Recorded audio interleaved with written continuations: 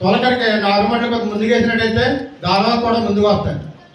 కాలం ఇంచుమించు లేదంటే ఒక ఇంచుమించు ఒక 20 రోజుల్లో కాలం వదిలేస్తారనుకున్నాను. నాకైతే తెలిసిన మట్టికి ఏడి గారికి బాబీ గారికి ఒకటే చెప్తున్నాం. రైతులు ఇప్పుడు ప్రతి ఒక్కరు కూడా రాత్రి కళ్ళల్లో ఉన్నాయి. బండోళ్ళమ్మ సాగుకారు చూసుకోవట్లేదు. ముఖ్యంగా అది ఎమ్మెల్యే గారి దృష్టికి మన చెప్పారు.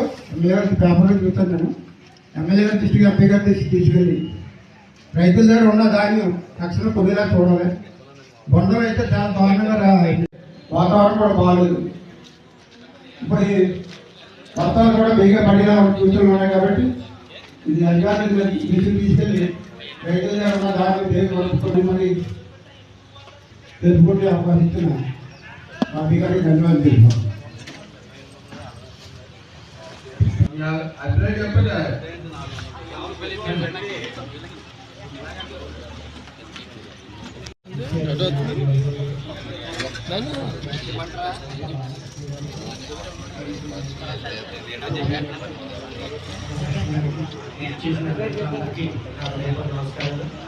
ప్రకృతి వ్యవసాయం చేయడం మన అందరికీ మంచిది.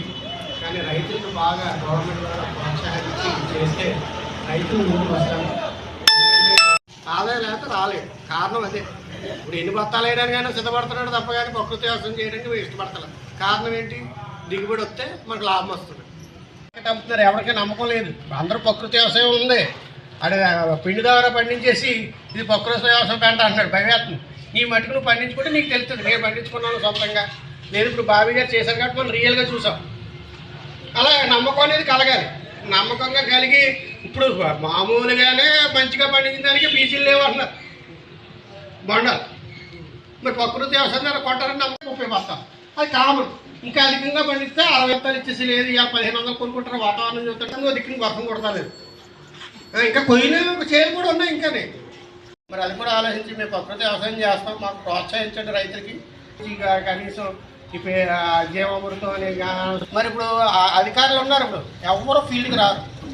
ఏ పంచాయతీ వ్యవసాయ అధికారులు ఉన్నారు.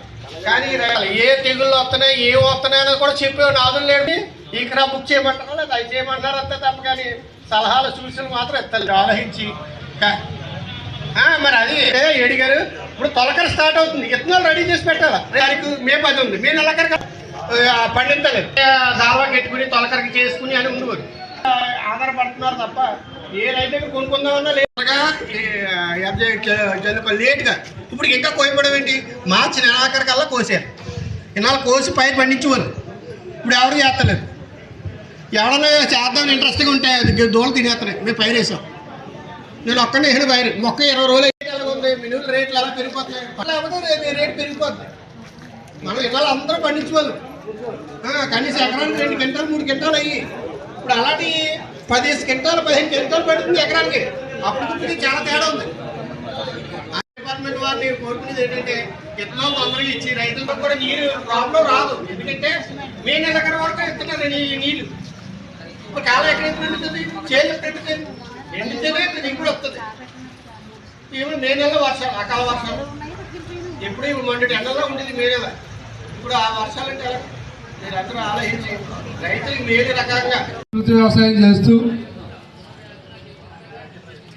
ఏటీఎం మోడల్ చేస్తూ ప్రతిరోజు మంది మనుషులకి గిట్టుబాటు కాకపోయినా చేయాలి, ఎంతో కొంత ఉపయోగపడాలనే ఉద్దేశంతో మనం కాయగూరలన్నీ కూడా నిత్యం ఫ్రెష్గా దొరుకుతున్నాయి. అలాగే అరటిపళ్ళు కూడా ప్రతిరోజు సిద్ధంగా ఉంటాయి. అటువంటి వ్యవసాయం చేస్తూ అందరూ అన్నిటికంటే ముఖ్యంగా మనకు ఆరోగ్యం కావాలండి. అదే పొద్దున క్యాన్సర్ వచ్చినా బీపీ వచ్చినా షుగర్ వచ్చినా ఏ జబ్బులకి అన్నిటికీ మూలం మనం హడావుడిగా పండించిన పంటలే. అది ముందు మన మనసులోకి ఉండాలండి. మన మనసులో ఉంటే ఓహో దీనివల్ల మనకు నష్టం జరుగుతుంది కాబట్టి మనం నెమ్మదిగా పండే పంటలు పర్వాలేదు అని మీ మనసులో ఉందనుకోండి, అప్పుడు వాటికేసి మొక్కుతారు. ఎవరినో కాదండి, ఇక్కడ 100 మంది ఉన్నారో 200 మంది ఉన్నారు. ఇప్పుడు ఆయన పండించాడు ఓ పంట, పంట పండించేది తరకో 10 కేజీలు ఒక వారం రోజులు వాడి చూడొచ్చు కదా. ఇప్పుడు బియ్యం ఇక్కడ అవైలబుల్ ఇస్తున్నారు, పండించింది ధాన్యం మామూలు బియ్యం తయారు చేస్తారు. బియ్యం తయారు చేసినప్పుడు ఆ బియ్యాన్ని ఒక వారం రోజులు అందరూ తినండి. తింటే మన ఆరోగ్యం మనకు చెప్తుంది, ఆ బియ్యం మనకు చెప్తాయండి. ఆకుకూరలు కాయగూరలు తినండి, వాటి ఆరోగ్యం మనకు చెప్తుంది. చెప్పినప్పుడు అప్పుడు ఎవరు చెప్పవసరం లేదండి, ఒక కొంచెం మూల మీ దగ్గర ఎంత వరకు కుదిరితే అంతవరకు. అలాగే డ్వాక్రా సంఘాలకు సంబంధించిన మహిళలు, అలాగే మన రైతులందరికీ కూడా మా ప్రకృతి వ్యవసాయ విభాగం తరఫున ధన్యవాదాలు తెలుపుకుంటున్నాము. అంటే ఈరోజు సార్లు అన్నీ చెప్పారు, ప్రకృతి వ్యవసాయం ఎందుకు చేయాలి, ఒక ఆరోగ్యం అనుకుంటే ఆరోగ్యమే కాదు, ఆరోగ్యంతో పాటు మన ఆరోగ్యంతో పాటు మన నేల ఆరోగ్యం కూడా. ఈరోజు మనం ఆరోగ్యంగా ఉండాలి అంటే కనుక దీనికంటే ముందు మన నేల ఆరోగ్యంగా ఉండాలి. సరళందరూ చెప్పారు, నేలకు మళ్ళీ మనకి తిరిగి అదే ఇస్తారు. నేలకు మనం విపరీతమైన ఎరువులు పురుగు మందులు అవే ఎరువులు పురుగు మందులు తిరిగి వస్తున్నాయి. ఇంట్లో కూడా ప్రతిరోజు కూడా మెడిసిన్ వాళ్ళని మనిషే లేరు, మందులు వాళ్ళని మనిషే లేరు. ఒక మందు విరుగుడు రమణి గారు చెప్పిన యొక్క ఆలోచన ప్రతి ఒక్కరూ చేయండి. ఎందుకంటే మన ఇంటి దగ్గర మీకు పిలవాలి కానీ పిలవకపోయినా వచ్చేస్తుంటారు. మీరు అబ్జర్వ్ చేశారు లేదు. ఎందుకంటే ఇక్కడ రైతులు పడే కష్టాలు అలాంటిది. బాబీ గారు ఎంత చెప్పినట్టు ఏంటంటే, నేను వచ్చిన కాడి నుంచి చూస్తున్నాను, ఏడీగా నేను జాయిన్ అయిన కాడి నుంచి అంటే ఒకటి ముంపు వచ్చినా మనకే అందులో ముంపు ఆ ఖరీఫ్లో వచ్చినప్పుడు కూడా ఫుల్ మునిగిపోయిందని నేను కూడా మొత్తం అన్ని తిరిగి ఉన్నాయి. అలాగే నెక్స్ట్ మళ్ళీ వెంటనే ఇమీడియట్గా వాటర్ పరిస్థితి ఇక్కడ. ఎందుకంటే అంత దౌర్భాగ్యమైన స్థితిలో ఇక్కడ వ్యవసాయం నిజంగా రైతులు నిజంగా హ్యాట్స్ ఆఫ్ ఎక్కేది అసలు అయినప్పుడు కూడా రైతులు ఎక్కడ అధైర్యపడకుండా గత 3 సంవత్సరాల నుంచి నిజంగా రైతులు అంటే అంతకుముందు నేను కర్పయోగం చేసినప్పుడు అదేవిధంగా మా మిస్సెస్ ఇక్కడ మండల గిరిజ రాజు చేసినప్పుడు నాకు తెలిసి ఊరికి అంటే ఇక్కడ పరిస్థితి. కానీ ఇప్పుడు మరీ దారుణంగా వాటర్ పరిస్థితి చాలా అధ్వానంగా ఉంది. నేను కూడా చాలాసార్లు అన్నాను, 5% ఏమో రసాయన ఎరువులు వాడాలి, ఎందుకంటే అందులో 25% మన ప్రకృతి వ్యవసాయంలో ఇచ్చేటువంటి జీవామృతం ఇవన్నీ ఉన్నాయి కదా, ఇవన్నీ వాడాలి. అర్థమవుతుందా? అంటే మీరు ఒక 4 బస్తాలు రసాయన ఎరువులు వాడుతున్నారు అనుకోండి, అందులో 1 బస్తా తగ్గించాలి. అంటే 1 బస్తా తగ్గించి మేము ఏమైతే ఇస్తున్నామో అది భూమికి అలవాటు చేసుకురావాలి. అంతేగాని ఒకే సంవత్సరంలో మాత్రం భూమి మారిపోదండి, ఎవరికైనా మారిపోదు. అంటే మెయిన్ ప్రకృతి వ్యవసాయం ఎక్కడ ఫెయిల్ అవుతుందంటే ఇదే. అసలు మా వాళ్ళు కూడా అదే చెప్పమంటున్నా. అంతేగాని వెంటనేసి మరుసటి సంవత్సరం అతను తగ్గిందని కూడా ఆదాయం ఇంకా చేయడు. ఇదేంటి అక్కడేమో అక్కడ 35 మాకు 15 కూడా అవ్వలేదని మేము చేస్తూ ఉంటారు. అందుకే బుజ్జిబాబుని మాటతో నేను ఏకీపిస్తా అని చెప్పింది అదే. అర్థమైందా?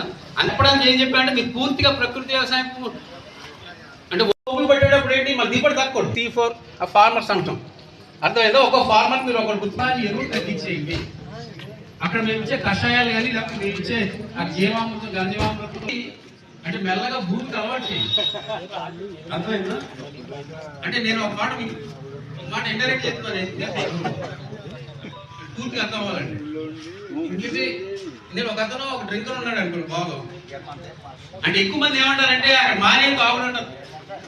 అసలు ఎప్పుడు తాగు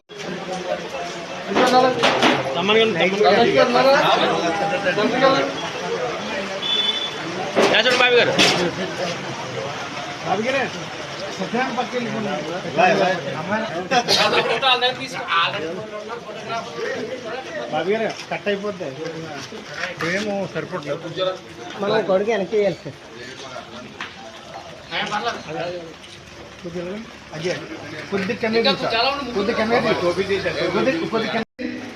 మొక్క యొక్క ముఖ్య ఉద్దేశం మీరు కంపల్సరీ మొక్కను పాతారు, దాన్ని సంరక్షించుకో బాధ్యత మీద ఉంటుంది. అది చూసినప్పుడల్లా కూడా నేను ప్రకృతి వ్యవసాయం చేసిన గుర్తుగా కొన్ని మధుర స్మృతులు ఉండాలనే ఉద్దేశంతో మొక్కలు ఇవ్వడం జరిగింది. అదే కాకుండా ముఖ్యంగా వాటర్ గ్లాసులు కూడా స్టీల్ గ్లాసులో వాటర్ పంపించడం జరిగింది. ఎందుకంటే మనం ఆచరించగలిగిన రోజునే ఎదుటి వారికి చెప్పాలనే ఉద్దేశంతో రీసెంట్గానే 100 కంచాలు 100 గ్లాసులు కూడా తీసుకోవడం జరిగింది. మలవరం పంచాయతీలో ఎవరింట్లో అన్నా చిన్నగా పుట్టినరోజులో ఈ వేడుకలలో చేసుకున్నట్లయితే తగ్గించండి. మీకు కూడా వెళ్ళినప్పుడు ఒక గుడ్డ సంచి కూడా ఉంచుకోవాలని చెప్పి గుడ్డ సంచి కూడా తెచ్చాను, కానీ ఇంకా ఇవ్వలేదు. అది కూడా ఇస్తాను అందుకని నేటి నుంచి ఆ యొక్క కార్యక్రమాలన్నీ కూడా మనం ఆచరిస్తూ ఎదుటివారిని ఆచరించమని కోరుదామని చెప్పి తెలియజేస్తుంటూ ఈ సన్మానాన్ని ఉద్దేశించి విడసంఖ్యగా మాట్లాడుతూ కోరుతున్నాం. ఏంటంటే మీరు చూశారు ఓడచడం, అక్కడి నుంచి ఆగుపడేయడం ఇవన్నీ కూడా మాతో చేయించి ఇవాళ మాతో ఇది ఏంటలా ఎంత ఆగి పడుతాయా లేదా అని చెప్పి నాకు అనుమానం అవుతుంది. ఇది వ్యవసాయమే, కానీ కడప వ్యవసాయ సబ్ డివిజన్ పరిధిలోని తాళరేవు, అలాగే కడప, అలా కాజులూరు 3 మండలాల్లో అక్కడ ప్రకృతి వ్యవసాయాన్ని 500 ఎకరాల్లో ఆల్రెడీ కొనసాగించడం జరుగుతోంది. అంటే దీనిలో భాగంగా అంటే గత సంవత్సరం అంటే బాగా ప్రకృతి వ్యవసాయం చేసినటువంటి మంచి రైతుల్ని, ఇప్పుడు ఆదర్శ రైతులు నాకు సెలెక్ట్ చేసుకుని ఈరోజు అంటే వారు సన్మానించడం జరిగింది.